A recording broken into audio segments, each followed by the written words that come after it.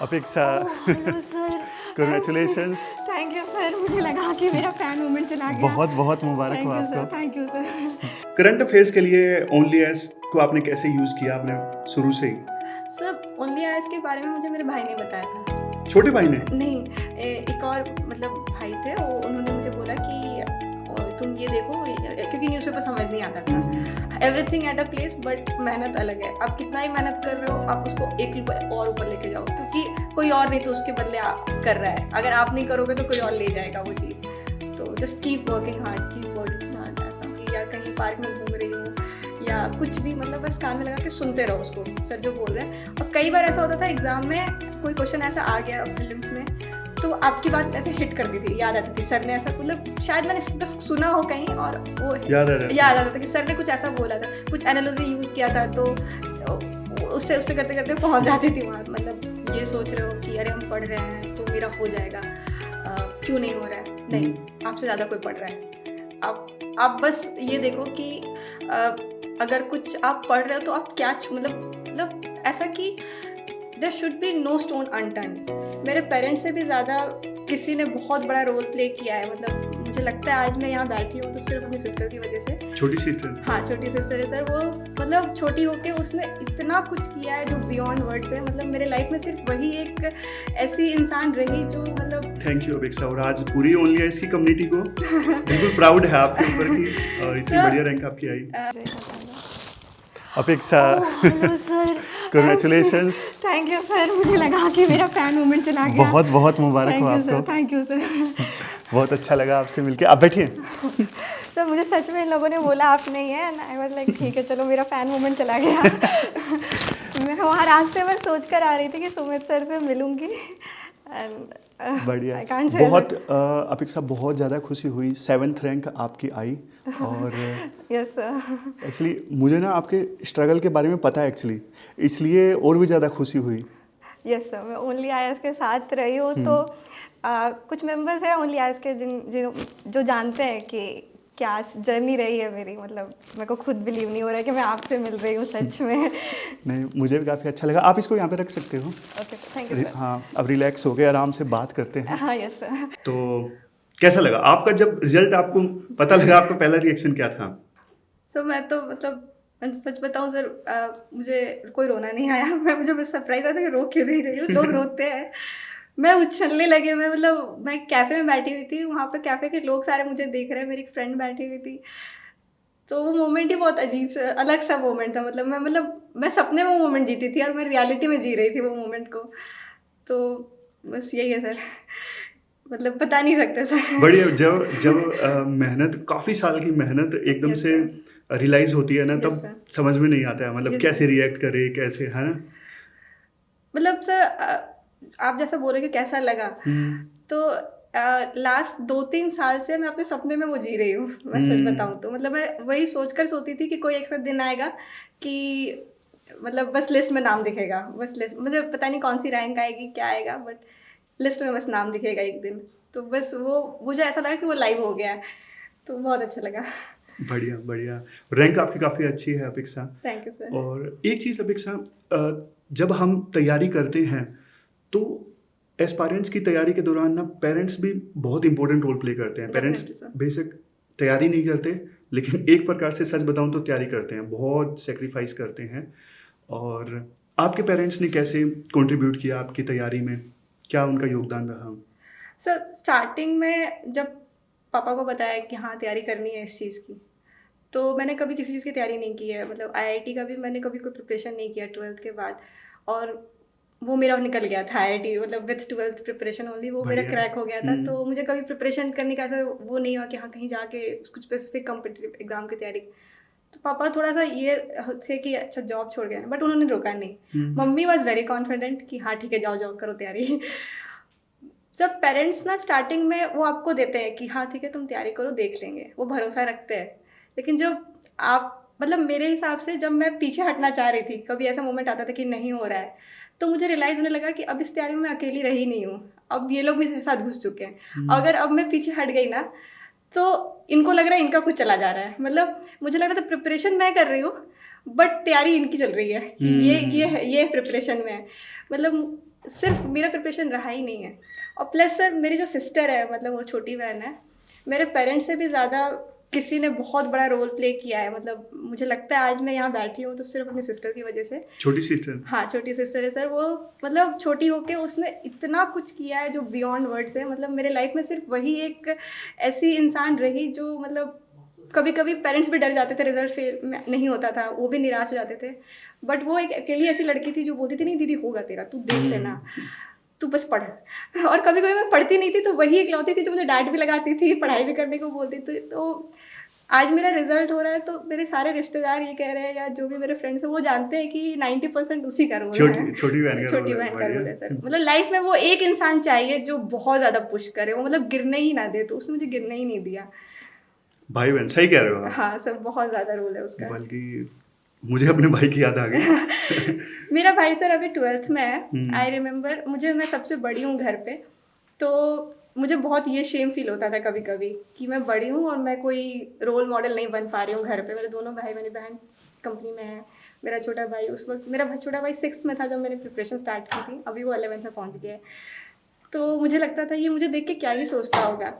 But एक बार मुझे याद है मैं प्रिपरेशन कर रही थी और वो 9th स्टैंडर्ड में था, 9th या 10th में, और उसने मुझे देख के ऐसा बोला, दीदी पता है क्या, I am proud of you. मैंने बोला क्यों, ऐसा कैसे इसने बोल दिया, मतलब ये तो मैं सुनना चाहती थी जबकि उस वक्त कुछ भी नहीं था मेरे पास। बिकॉज तुम ना जैसे टिके हुए हो ना, अगर मैं होता ना तो मैं तो गिर जाता। बहुत बढ़िया। तो वो सुन के ना मुझे लगा कि नहीं शायद मेरे भाई बहन प्राउड फील करते हैं मुझे, क्योंकि सिर्फ टिके रहना ही शायद बहुत बड़ी बात है इस गेम में। तो वो बहुत ज़्यादा, मतलब वो मोमेंट मुझे याद रहेगा। मतलब शायद उसको नहीं पता बट वो बहुत अच्छा, मतलब एक्चुअली भाई बहन को मेहनत पूरी दिखती है, किस प्रकार से दीदी लगी हुई है सारा दिन, इतना तो मतलब हर कोई नहीं कर पाता है। हाँ, मतलब सुबह से शाम तक आप सिर्फ स्टूडेंट फेस में और कुछ आपको दिखता ही नहीं है। हाँ है ना? सर। और एक चीज जो आपने बोली कि भाई बहन को प्राउड, अभी आपने पूरी झुमरी तलैया को प्राउड फील करवा दिया। सो यस, मतलब मुझे भी नहीं लगा था कि सारे लोग खुश होंगे कि अरे हमारे, मतलब आई रिमेम्बर घर पे ऐसा होता था कि शादी की बातें चलती थी कि वैसे मेरा एक क्वेश्चन भी था इससे हाँ, संबंधित, yes, आपने sir. जिक्र किया। हाँ, आमतौर पे खास करके, वैसे तो देखो लड़कों के साथ भी ऐसा होता है, लेकिन लड़कियों के साथ खास करके मतलब 2-3 साल तैयारी की, फिर एकदम से ना फैमिली की तरफ से शादी का प्रेशर आना स्टार्ट हो जाता है, क्योंकि उनकी भी पेरेंट्स की गलती नहीं होती, जो हमारी सोसाइटी है वो प्रेशर डालने लगती है पेरेंट्स पे, फिर पेरेंट्स बच्चों को बोलते हैं कि अब आप शादी कर लो। हाँ। तो आपके साथ ऐसा हुआ? सर शादी का प्रेशर एज सच, मतलब ये नहीं आया डायरेक्टली कि हाँ कोई रिश्ता आ रहा है तो शादी कर लो। ऐसा होता था कि किसी बहन की शादी हो गई सेम एज में, या किसी का रिश्ता पक्का हो गया, और या फिर छोटी बहन कोई है मुझसे बहुत दूर दूर के रिश्ते में, तो वो लोग शायद पापा को बोलते थे या पूछते थे। तो पापा क्योंकि बाय 25 वो रिटायर करने वाले हैं, तो उनका ये शायद जैसे हम लोग सपना देखते हैं, उनका भी कुछ सपना रहा होगा कि रिटायरमेंट के पहले मैं शादी कर दूं। तो वो हमेशा ये बोलते थे कि देखो रिटायरमेंट के पहले तो मैंने सोचा था शादी का। तो सर ये बहुत फनी इंसिडेंट भी है कि मैं पापा को फ़ोन करके कल से ये चिढ़ा रही हूँ कि अब आप शादी करा दो मेरी, अब आप फ्री हो, आप ढूंढ। पापा इज़ लाइक नो अब तुम बोले। तो मुझे रियलाइज़ हुआ कि वो प्रेशर उनका नहीं था, वो समाज का प्रेशर था उनके ऊपर, कि किसी ने फ़ोन करके उनसे पूछा कि तुम नहीं कर रहे हो। बट वो डायरेक्टली कभी हिट नहीं किया मेरे को, कभी भी ऐसा नहीं हुआ कि हाँ मतलब पापा बोल रहे हैं तो ठीक है। मैं उनको मतलब बस छेड़खानी में ही बातें होती थी और फिर हम लोग मतलब रिलैक्स हो जाते थे। बढ़िया। और आज पेरेंट्स को बहुत ज़्यादा प्राउड फील होगा। और सर यस सर, देखो आज अपेक्षा, हम ऐसे समाज में जीते हैं, आपको तो सब पता है कि कोई भी वुमेन कैबिनेट सेक्रेटरी नहीं है हमारे देश में, और women chief justice of India नहीं है। तो इस प्रकार से लड़कियां जब सिविल सर्विसेज में आती हैं तो इसके बहुत सारे एडवांटेजेस होते हैं, है ना? जैसे आपका सिलेक्शन हुआ, न जाने कितनी लड़कियों को इंस्पिरेशन मिलेगी। वैसे तो सब बहुत सारे यूथ को इंस्पिरेशन मिलेगी, लेकिन लड़कियों को खास करके, है ना? Yes sir. और एक क्वेश्चन मैं आपसे पूछना चाहता हूँ, जैसे कि लंबी जर्नी आपकी रही, कम से कम 5 साल से तो मुझे पता है। हाँ, यस सर। तो 5 सालों में बहुत सारे आपने यूपीएससी के अटेम्प्ट भी लिए, और sir. अलग अलग स्टेट के पीसीएस आपने दिए। तो जब नहीं होता था, मान लीजिए आपने मेंस भी लिखा और इंटरव्यू भी दिया था एक बारी, तो नहीं होता है तो कैसे फील करता? उस समय मोटिवेशन को कैसे मेंटेन करके आप रखते थे? सर सच कहूँ तो मतलब मैंने 10th में अच्छा परफॉर्म किया, 12th में अच्छा परफॉर्म किया, अब जैसा बताया कि कॉलेज में मिल गया डायरेक्टली बिना ज़्यादा कुछ किए, फिर कंपनी में प्लेसमेंट हो गई। तो फेलियर ना लाइफ में मैंने कभी टेस्ट ही नहीं किया था। मैंने कभी नहीं सोचा था कि 5 साल मुझे इस जर्नी में लग जाएगा। और जब ऐसा पहला प्रीलिम्स नहीं हुआ तो ठीक है, दूसरा प्रीलिम्स नहीं हुआ तो ठीक है, जब तीसरा प्रीलिम्स नहीं हुआ यूपीएससी का तो आई वाज शैटर्ड कि यार बहुत ज़्यादा हो गया ये। और फिर जब और सबसे ज़्यादा सा लो मोमेंट आया मेरे लाइफ में जब मैंने यूपी पीसीएस का इंटरव्यू तक जाके मैंने लूज़ किया था। तो आई थिंक उस वक्त जो मतलब मेरे साथ में जैसे मेरी रूममेट जो थी, मेरे जो भैया लोग थे जो वहाँ पे मेरे साथ थे, वो लोग मतलब क्योंकि घर जाना मेरे लिए ऑप्शन नहीं था कि अगर मैं घर जाती तो शायद पता नहीं पढ़ने का भी दोबारा मन नहीं करता। तो आई चोज़ कि नहीं यहीं रहो, जो होगा 1 वीक लो 2 वीक लो, बट जस्ट तो आई थिंक वो लोग जो थे उस वक्त फेलियर के वक्त, जो 2-3 लोग मेरे सराउंडिंग में थे, भैया लोग थे, मेरी रूममेट थी, उन लोगों ने काफ़ी मतलब ठीक है कोई नहीं, तुम बस लाइब्रेरी आके बैठ जाओ, पढ़ना नहीं। तो मैं जाके लाइब्रेरी सो जाया करती थी। और फिर वहाँ से मतलब आई थिंक बहुत लो मोमेंट था सर वो लाइफ का। आई थिंक कि वहाँ से उठाना बहुत मुश्किल था, बट सीखा है सर वहाँ से बहुत कुछ। अगर वो नहीं आता, मतलब उस वक्त ऐसा था कि यूपी पीसीएस में मुझे कोई भी पोस्ट चली जाए तो शायद मैं तैयारी भी नहीं करती आगे, बस हाँ ठीक है मिल गया पोस्ट। बट जब वो हिट किया तो आई वाज लाइक नहीं, अब तो कुछ बहुत ऊपर ही जाना है। किसी ने मुझे बोला था जब मैं ऐसे लो थी, तो मेरे एक सीनियर थे कॉलेज के, तो उनको मैंने बताया था, वो आरिफ सर थे, तो बहुत ज़्यादा मतलब बूस्ट करते थे मुझे। तो उन्होंने मुझे ये लाइन बोली थी कि देखो इससे ज़्यादा तो तुम क्या ही गिरोगे। जो इंटरव्यू तक पहुंच के गिर गया तो अब तो तुम क्या ही गिरोगे, अब तो उठने का टाइम है। तो बहुत बढ़िया लाइन थी। तो वो लाइन मेरे दिमाग में रह गया, ठीक है अब इससे ज़्यादा क्या गिरेंगे, अब तो इधर राइज करेंगे नहीं तो यहीं रहेंगे। तो फिर वही था। भगवान ऐसे संदीप भैया हर किसी की लाइफ में जो आपके लाइफ में थे। हाँ। और सही कहा आपने, मतलब इस बात से नहीं फर्क पड़ता कि आप गिर रहे हो, लेकिन कितना मजबूती से आप उठते हो। मतलब बहुत सारे एस्पायरेंट्स ऐसे हैं जिनका नहीं हो पाता, ढंग से गलतियों को एनालाइज करते हैं। आपने कैसे गलतियों को एनालाइज किया वैसे, जब भी मतलब फेलियर मिला आपने क्या सीखा, कैसे? सर पहला तो ये कि मैं ये समझ गई कि मेहनत का कोई तोड़ नहीं है। मतलब अगर आप मतलब ये सोच रहे हो कि अरे हम पढ़ रहे हैं तो मेरा हो जाएगा, क्यों नहीं हो रहा है, नहीं, आपसे ज़्यादा कोई पढ़ रहा है। आप बस ये देखो कि अगर कुछ आप पढ़ रहे हो तो आप क्या मतलब ऐसा कि there should be no stone unturned, मतलब सब चीज़ करना है। ये कभी मत सोचो कि आपने बहुत पढ़ लिया है। ये मेरे दिमाग में आ जाता था, बहुत ज़्यादा पढ़ लेती थी तो अच्छा इतना तो आज पढ़ लिया है, ठीक है अब तो हो ही जाएगा। बट जब फेल होती तो समझ में ही नहीं आता था कि क्यों नहीं हो रहा है। तो फिर मुझे समझ में आया कि नहीं, रुकना ही नहीं है, बस पढ़ते रहो बस।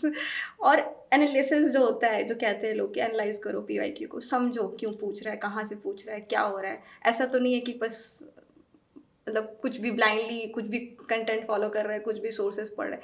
थोड़ा सा स्ट्रीमलाइन कर दो, थोड़ा सा स्टडीजाइज करो। मेरे साथ गलती ये हुई थी कि मेरे पास कोई वो नहीं था सोर्स ऑफ गाइडेंस, सोर्स मतलब एकदम ब्लैंक स्लेट से, मतलब अकेले किसी से कोई बातचीत नहीं। मुझे लगता था ऐसे ही तैयारी होती है, आप ज़्यादा किसी से बातें ना करो, आप अकेले रहो अपने ककून में।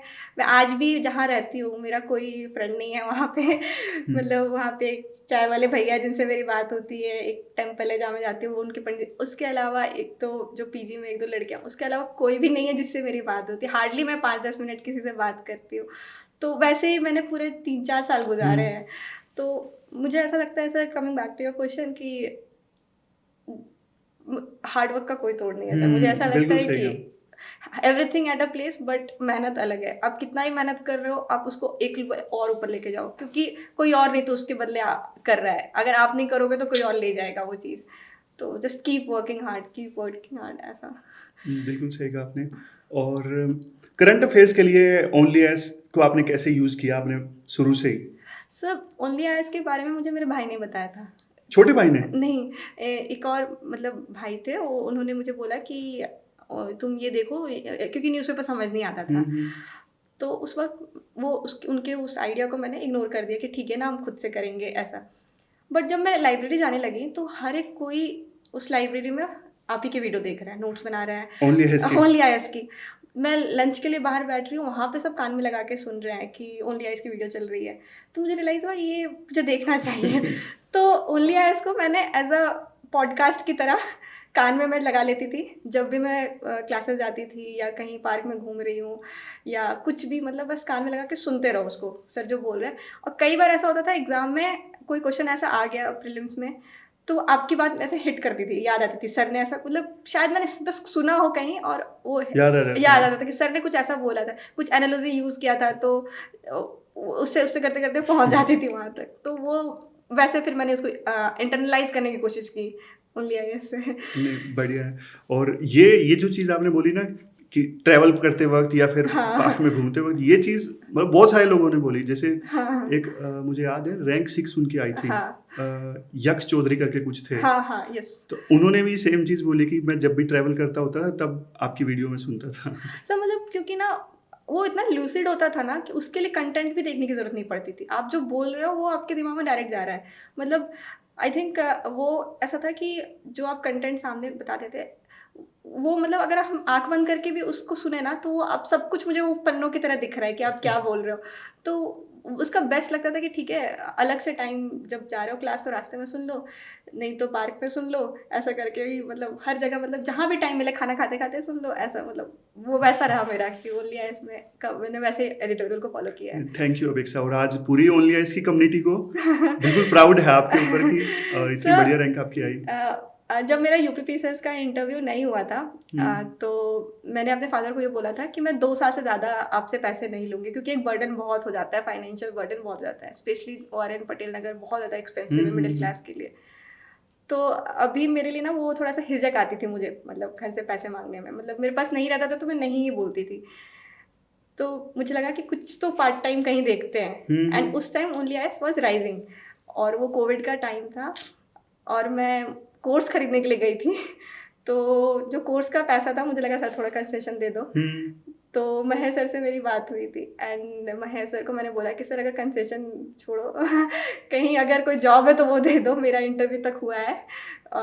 तो सर ने बोला ठीक है आप मेरी हेल्प कर देना ये वाली ये। तो वहाँ से फिर मैं मतलब एकदम बेसिक से मैं ओनली आई से जुड़ी और मेरा सिर्फ यही पर्पस था कि मैं फाइनेंशियली थोड़ा सा इंडिपेंडेंट हो जाऊँ।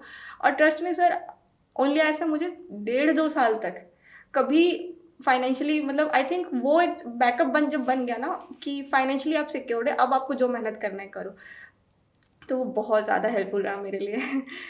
मतलब I am also getting emotional क्योंकि मुझे लग रहा है कई बार हम ना सामने वाले के जैसे आपने हमारे साथ काम किया, हाँ आपने यूँ तो बताया था हाँ कि हाँ हाँ भई ये प्रॉब्लम वैसे है, लेकिन कई बार ना अंदर से नहीं पता होता कि हाँ सामने वाला को कितना फेस हाँ करना पड़ रहा है। तो आज सब सच में वो बहुत प्राउड फील हो रहा है कि आपने ये बोला फादर को कि हाँ 2 साल बाद मैं पैसे नहीं लूँगी हाँ और हाँ इट्स मैं रियली वेरी इंस्पिरेशनल। हाँ, सब मतलब मेरा ऐसा मानना है ना कि अगर आज मेरी जो रैंक आई है, वो सिर्फ़ इसीलिए आई है क्योंकि मैं फाइनेंशियली इंडिपेंडेंट हो चुकी थी। और वो पार्ट टाइम मतलब मुझे जो काम मिलता था वो थोड़ा आप डाउट मतलब सॉल्व करते थे? हाँ, मैं डाउट हुँ। सॉल्व करती थी बच्चों के।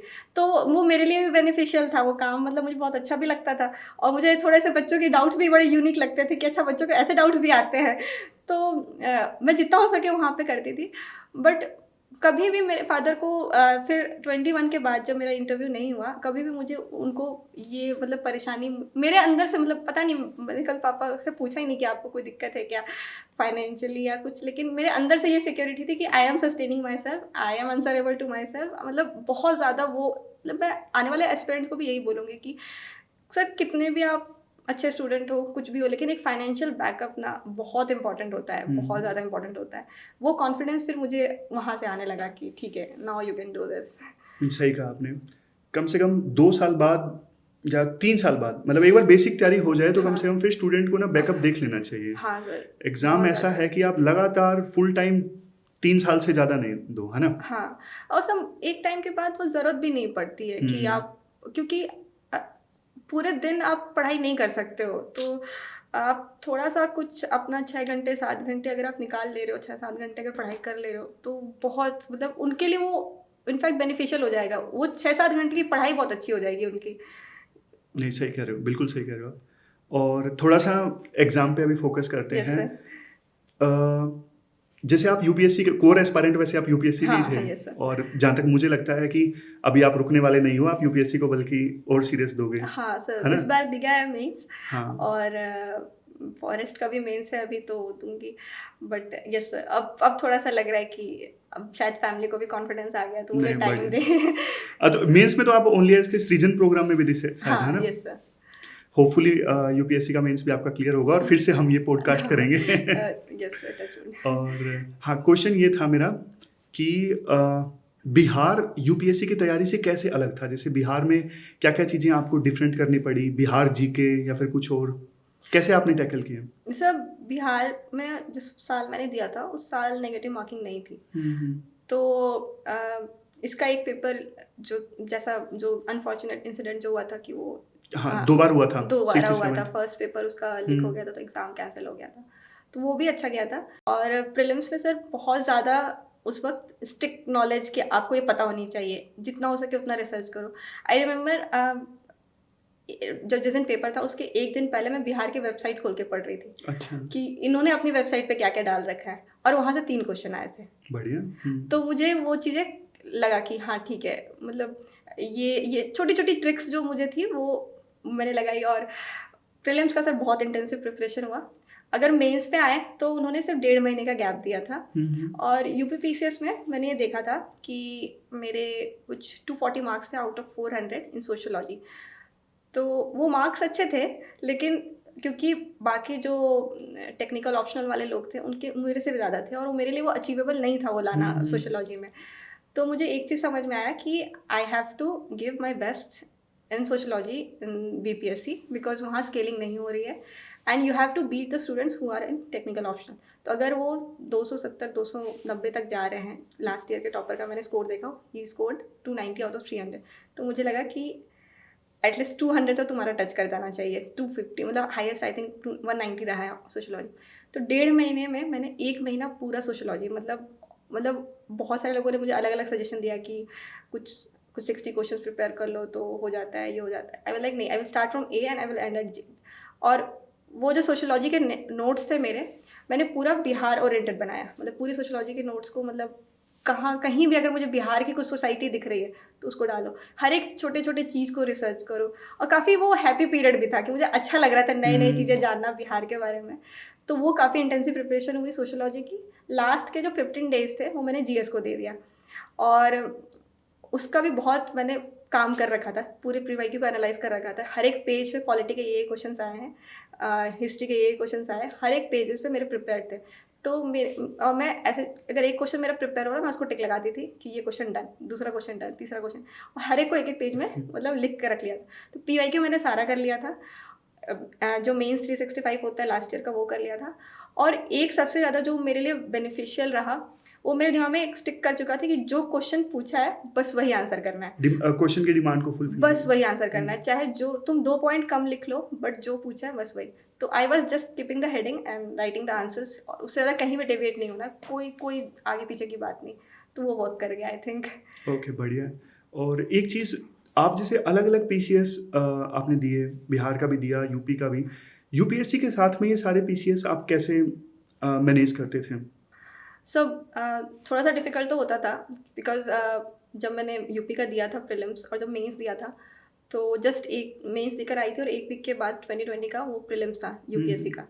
तो मेरे लिए वो डाइसी सिचुएशन था कि दूँ कि नहीं दूँ, बट मुझे लगा कि ठीक है 2-2.5 साल से प्रिपरेशन में है, I should not lose because वो अटेम्प्ट छोड़ना मेरे अंदर से नहीं आ रहा था कि अटेम्प्ट छोड़ दूँ। मुझे लगा ठीक है जाके देते हैं, बट वो नहीं हुआ। मुझे बाद में बहुत अफसोस दिया कि यार प्रेशर बहुत आ जाता है, अगर तुम्हारा दूसरा अटेम्प्ट भी नहीं हो तो बहुत ज़्यादा वो तो शायद नहीं देना था, बट ठीक है। तो थोड़ा डिफ़िकल्ट होता है बट वो मैनेज किया जा सकता है। आई थिंक आप कर सकते हो।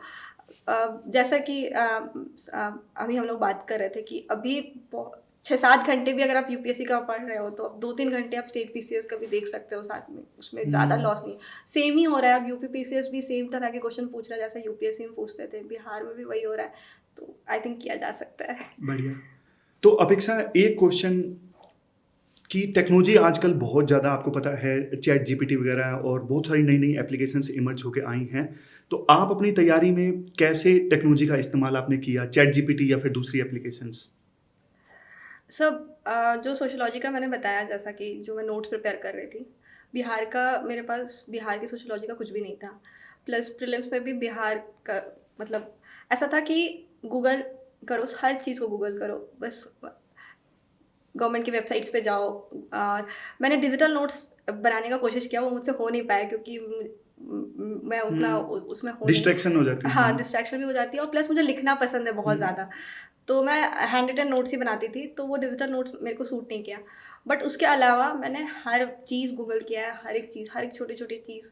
कभी-कभी तो अगर कुछ गूगल किया है तो उसके न्यूज़ में पहुँच गए, उसके इमेजेस में पहुँच गए और फिर वो याद रह जाता है दिमाग में कि कुछ उससे रिलेटेड कुछ मिल जाता था तो इंटरेस्टिंग था। तो सर मतलब आज के टाइम पे तो सर, क्योंकि अब जब सब कोई यूज़ कर रहा है तो कंपटीशन भी उसी लेवल पे होने वाला है। तो दिस इज़ अ वेरी मतलब बेसिक हो चुका है कि सबके पास नेट है तो आपको करना ही पड़ेगा, there is no way out.